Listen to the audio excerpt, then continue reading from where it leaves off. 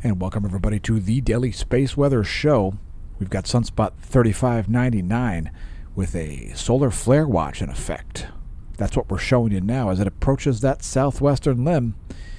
Assuming it remains stable in terms of its magnetic fields, its base statistical probability of producing a large solar flare goes up as it gets closer and closer to the limb. By the way, I'm your host, Dan, a.k.a. Smash-O-Mash, coming at you from the Smash News Network, least busted name in news. And we're going to bring you some additional imagery here of the closest star. First, we're going to take a brief look at Earth. That is yesterday with the SDO 171 angstroms plus colorized magnetogram. So that's what's been going on today to date.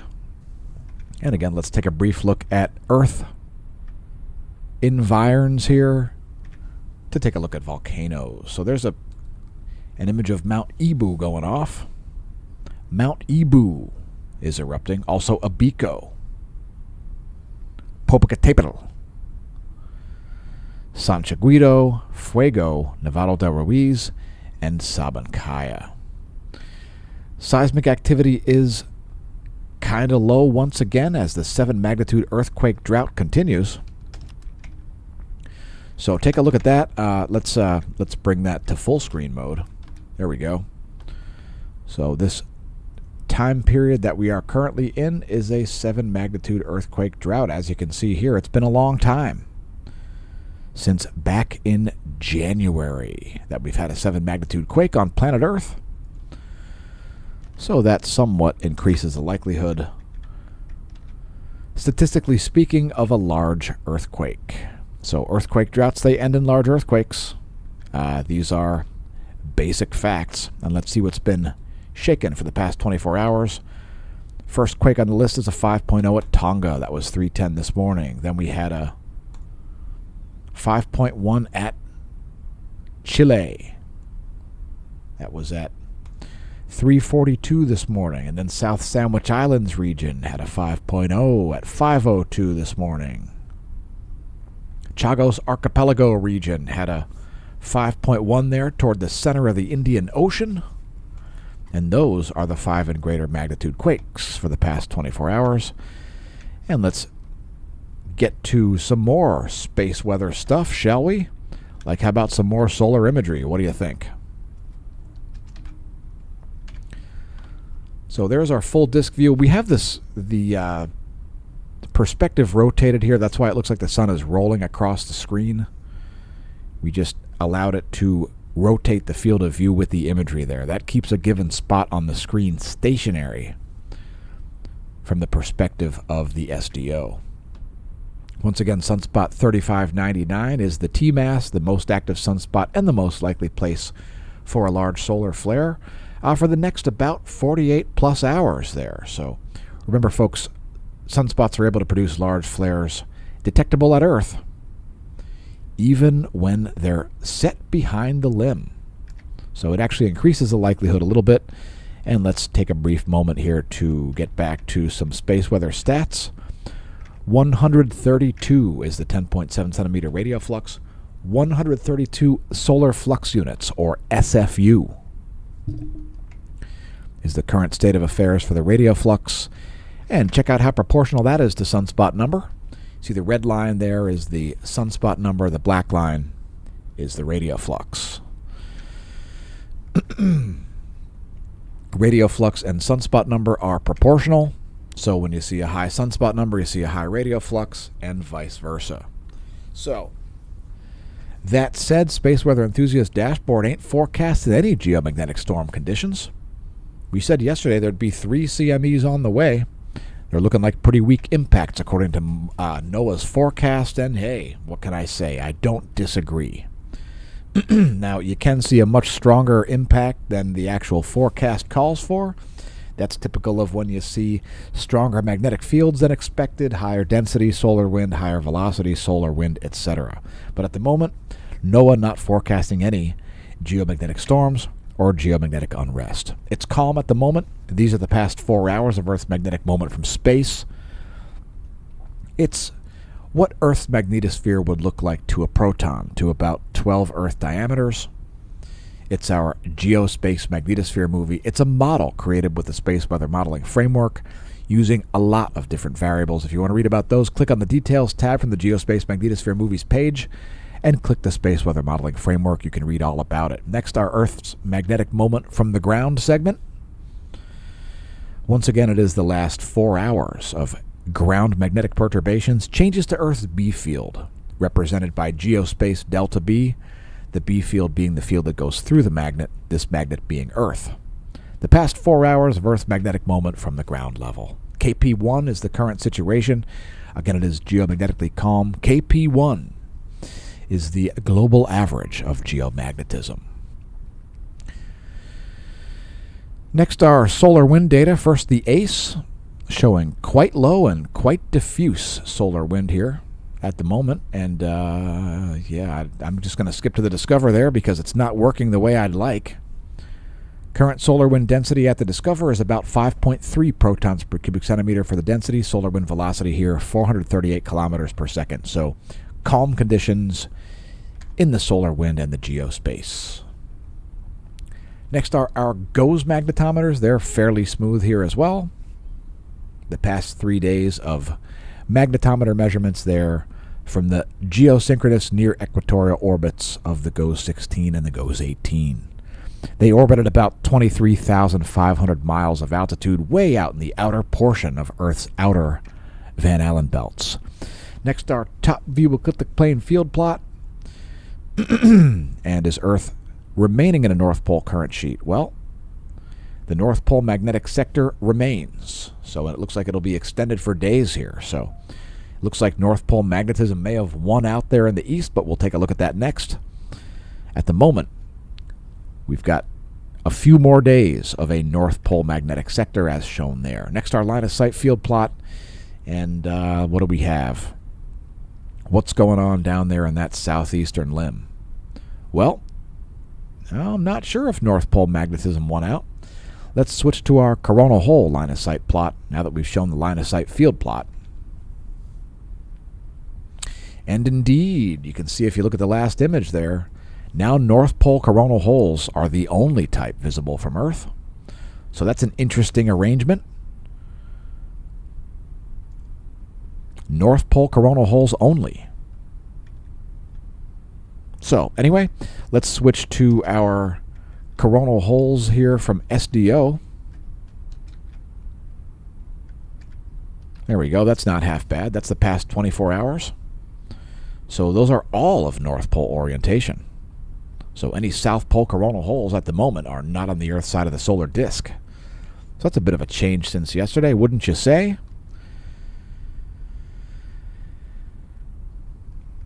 And let's move on to sunspots. So sunspots are next. Sunspot number now rising a little bit since yesterday up to about 85. 85 is the sunspot number according to ROB, the Royal Observatory of Belgium. Now, let me reiterate, the most likely place for a large solar flare is sunspot 3559 as it sets down there in the southwestern limb, your lower right. We've also got at least two named sunspot groups showing up in the east. I think it's more like 3 or 4, but we'll get to that next. There's our flare probability monitor and scoreboard, and again, likelihood of large solar flares is by far the highest in that southwestern limb, the lower right corner of the closest star. Now let's move to our splentacular SDO images here. Here's SDO Continuum. So it looks like we've got 1, 2, 3, 4. We've got 4 new named sunspot groups coming tomorrow. So we'll see a bit of an uptick here in sunspot number on tomorrow's Daily Space Weather video. That's pretty much guaranteed. We have had growth as opposed to decay for the past 24 hours. So them are the facts. Here's a close-up of 3599 and the trailing sunspot groups. Great view of that.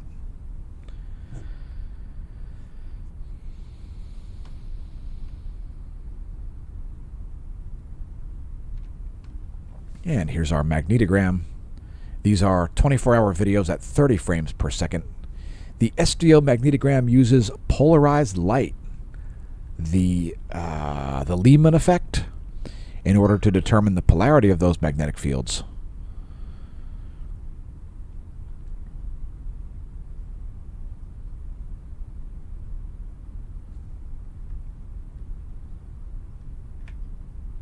And before we get to that, let's move on to talk energetic particles and solar flares. So the proton flux here, no spikes, but if we do see a large flare, expect to see a spike.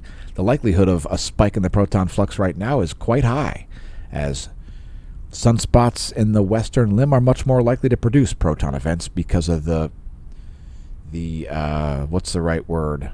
The orientation of the Parker solar spiral. That's the plasma that's constantly coming out of the sun. It comes out in a spiral shape. And as a result of that, western sunspot groups and coronal mass ejections are more likely to be associated with proton events than any place else. Next to X-ray flux, and we have had a number of C-class events here for the past 24 hours, but things have been relatively calm. Largest flare was about a C4 class solar flare, and let's take a look at flares from the ever-popular perspective of the SDO. You got to have the SDO, folks. I mean, without the SDO, what are you really doing? There's 94 angstroms. And one of the classic wavelengths through which we show flares on the regs.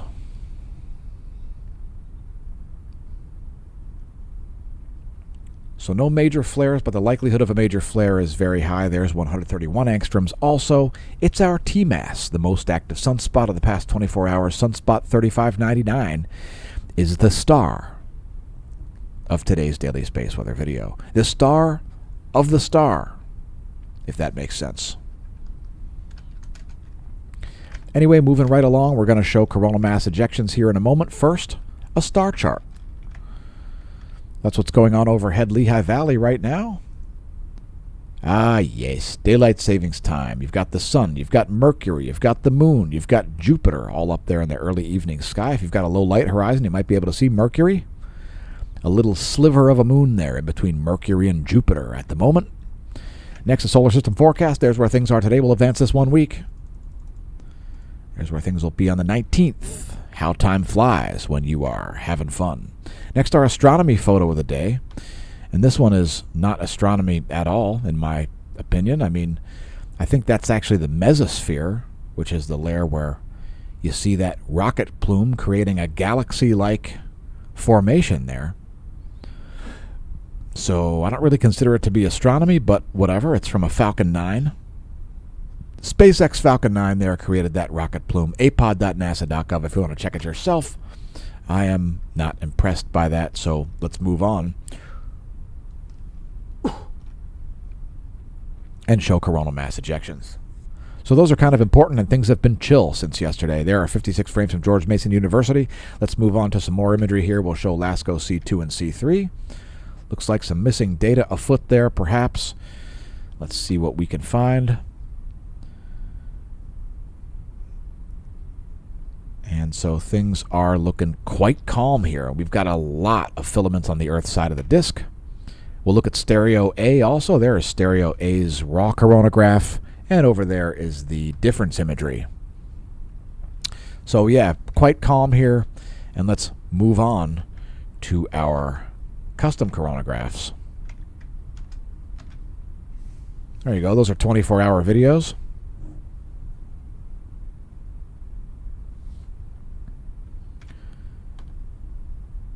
Yeah, it looks like the calm before the CME storm, folks. We are expecting coronal mass ejections to begin at any moment. We've got a lot of plasma instability in that southwestern limb around sunspot 3599 and a huge number of filaments all over the Earth-facing solar disk. You'll be able to see some of them in that difference imagery, which we've added. That's the 193 angstrom 60-minute running difference. And it looks like a CME may be propagating right now as we make the video. We are seeing some major activity down there in that southwestern limb. Check it out.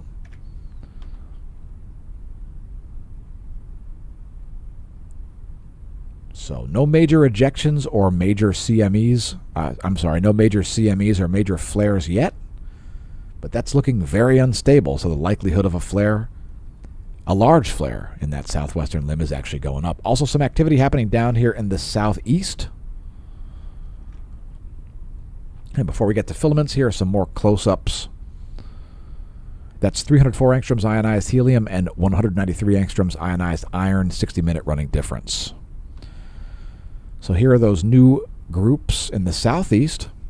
Looks like another group or two likely to rise down there. So we may see a really big uptick in sunspot number between today and tomorrow. Fingers crossed for that. A couple more images here of sunspot 3599. Great view of those plasma motions there as well, just in the past few hours. And there's an extreme close-up. Or perhaps, if you prefer to call it, a money shot.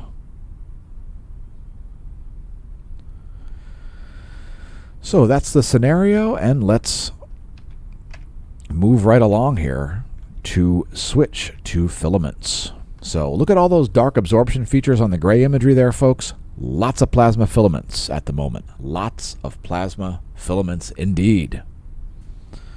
And we're going to count them here, so let's go full screen. How's that working? Perfect. All right, so let's move this to the colored imagery. We'll ignore the prominences, although there are some in both the southwest and the southeast. Here's the colored imagery, and let's bring this to the last image. Dag. Those are major filaments and lots of them. Now, this one here is already named. That's the Mimi filament. But we've got an additional 2, 3, 4, 5, 6, 7, 8, 9, 10, at least 11 more filaments there. So that's a lot of filaments. The likelihood of coronal mass ejection between today and tomorrow is nearly 100%. Now, before we get to bonus features, let's switch to our the GOES 16 SUVI, and it's again, plasma instability happening in that southwestern limb. So there you go. That's the past couple of hours. And let's get to bonus features. So satellite charging hazards are non-existent. It's smooth sailing up there for satellites. The GOES electron flux here at the highest levels we've seen since mid-December of 2023. We had a lengthy electron flux drought that is now over. So more normal levels of electron flux have returned to planet Earth. If you thought the apocalypse was coming because of the electron flux, well, guess what? The apocalypse is not upon us. If you need a reason to hide in your bunker, this video will not be providing any such reasons. Things look just fine. There you go. The last year of the electron flux, which is measured at the F layer of the ionosphere, by the way. And we had a little higher levels than NOAA's forecast, represented by that green box is the forecast. The yellow diamond is the observation. Next, the layer where it's measured, the F layer. Feel free to pause the video in this frame. It's at about 300 kilometers of altitude.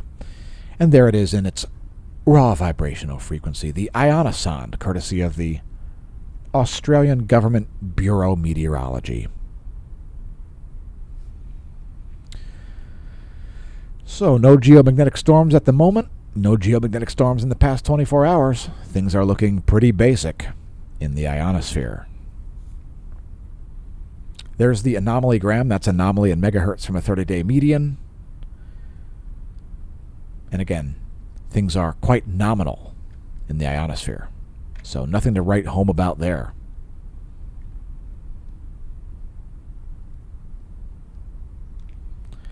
Next, the WAM, the whole atmosphere model. It's the Global Ionosphere Nowcast. GPS users should pay attention to the left images, and high-frequency radio users should pay attention to the images on the right. If you don't know what that means, feel free to ask in the comments. It's time to close out the space weather section of this video and move on to meteorology, but first, the latest intensitygram and the latest colorized magnetogram. So intensitygrams first. Let's see how many new sunspots we have over here. We've got at least 4 new sunspot groups. But let's see if we have more rising and or forming. So there are 3 right there. 1, 2, 3. Very obvious. There's a plage rising. There's number 4. There's number 5. So that's at least 5 new sunspot groups that we can expect to see by tomorrow.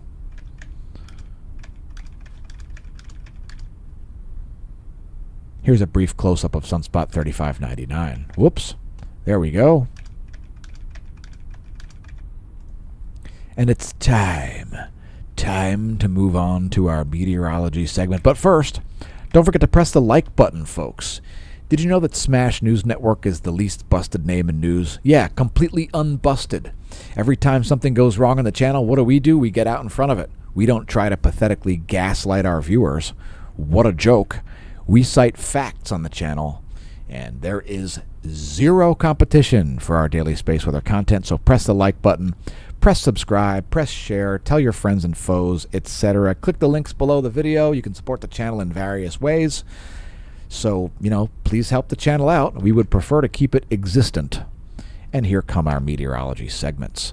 By the way, the countdown is down to about a week here, only about a week till spring, so you've almost survived winter so far, and congratulations on that. We're going to start out with total cloud, water, and surface winds. So that's a total cloud water map from nullschool.net. Nullschool.net, it's just splentacular. And that's what's going on with clouds. The total cloud water map. And the cloudiest place in the world there is north of Australia, really. Anyway, here come the regularly scheduled meteorology segments, starting with surface winds of the east. Shout out to our viewers from the east. Jet streams of the east. Shout out to our viewers from the central world. There are your jet streams. And the surface winds shown here. Surface winds of the west. Shout out to our viewers from this side of the planet. A strong low continues there in the northwestern Atlantic. It is causing some cold sea surface temperatures. Once again, it's not caused by the apocalypse. It is caused by a strong low pressure system hanging out there over an extended period of time. That causes the water to get cold. That is a normal feature of low pressure systems. They cause sea surface temperatures to dip. Here are the jet streams of this side of the planet, and let's move right along here to our satellite map. Ah, yes, so good, so good. And notice how straight those lines are getting. That's what happens at the equinox, folks. Spring is nearly upon us, and summer is almost over for the southern hemisphere. Great view of that low pressure there. A sprawling low pressure system south of Newfoundland. Next is our precipitation type map, and we've got scattered showers of snow and rain types west of the Rockies. And, of course, Colorado has got so much hot air coming out of it that there's no precipitation there. It must have evaporated all the moisture, folks. So much hot air from Colorado. Precipitation type is one of the great features of windy.com. Windy.com. They've even got a great mobile app. If you don't want to download it and use it, I definitely do not care. We are not affiliated in any way, and we get absolutely nothing if you use windy.com. Also, weather.gov. Weather.gov is the National Weather Service homepage. If you've got weather warnings because your location on the map is lit, head to weather.gov and click your location. That's too many counties for us to cover. But there are some significant weather warnings across the nation. So here comes some forecasts. First, the GFS 72-hour pressure and precipitation forecast. And somebody must be on vacation because there's a bunch of snow coming to Colorado. It looks like the hot air is going to turn to cold air. Dag. Dear God. Next, our accumulated positive snow depth change forecast, and some snow coming, but not really all that much for most places, although there are some isolated areas there that are going to see like 2 feet plus. So that's the GFS 72-hour accumulated positive snow depth change forecast in inches. Here is our wind map. We're showing wind and sea level pressure here. We've got some strong winds there on California. Might lead to some good surf, might lead to some crap surf. It all depends on if it's an offshore or onshore wind. You want an offshore wind, and it looks like that's actually what it is there. So perhaps some fantastic surf coming to the California coast. Fingers crossed for all of you surfers out there. Last but not least, our temperature anomaly forecast, and we've already got anomalous temperatures here in Lehigh Valley, Pennsylvania. Some very, very warm weather coming. And yes, love it. It's still wintertime, and when it's 70 degrees in the wintertime, I wear jerseys like this.